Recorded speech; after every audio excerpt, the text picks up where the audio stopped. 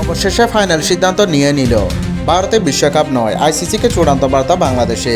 টি-20 বিশ্বকাপে ভারতের মাটিতে খেলবে না বাংলাদেশ। এই সিদ্ধান্তে কোনো দ্বিধা নেই। এই কথা সরাসরি আইসিসিকে জানিয়ে দিয়েছে বাংলাদেশের অন্তর্বর্তী সরকার ও বাংলাদেশ ক্রিকেট বোর্ড বিসিবি। নিরাপত্তা ঝুঁকি নিয়ে কোনো আপোষ নয়, এটাই বাংলাদেশের অবস্থান। অন্যদিকে সাংবাদিকদের মুখোমুখি হয়ে ক্রীড়া উপদেষ্টা আসিফ নজরুল বলেন, বাংলাদেশ দল ভারতে বিশ্বকাপ খেলবে না, এটাই সরকারের চূড়ান্ত সিদ্ধান্ত। এছাড়াও তিনি অভিযোগ করে বলেন, আইসিসি আমাদের সঙ্গে সুবিচার করেনি, আমাদের নিরাপত্তা সংক্রান্ত উদ্যোগকে গুরুত্ব দেওয়া হয়নি।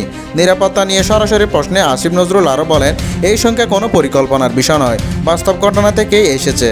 তিনি উদাহরণ টেনে বলেন, যখন আমাদের তারকা ক্রিকেটার মুস্তাফিজুর রহমানের নিরাপত্তা নিশ্চিত করা যায়নি, তখন খেলোয়াড় ও সাংবাদিক দর্শকদের নিরাপত্তা কিভাবে নিশ্চিত হবে। তিনি জানান, ক্রিকেটারদের সঙ্গে ব্যক্তিগতভাবে কথা বলেছেন, তাদের মতামত সরকারের সিদ্ধান্তে প্রতিফলিত হয়েছে।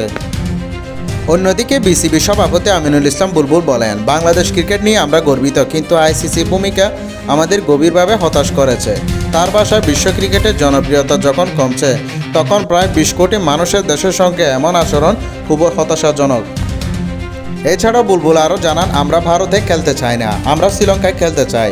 তিনি জানান, আইসিসির সঙ্গে আলোচনা এখনও শেষ হয়নি, আমরা আবার যোগাযোগ করব।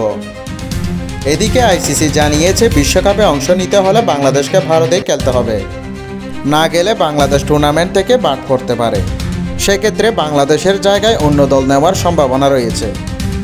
সব মিলিয়ে বর্তমানে বাংলাদেশের সামনে এখন কঠিন সিদ্ধান্তের বিশ্বকাপ। আইসিসি কি অবস্থান বদলাবে, নাকি বিশ্বকাপ হবে বাংলাদেশকে ছাড়া?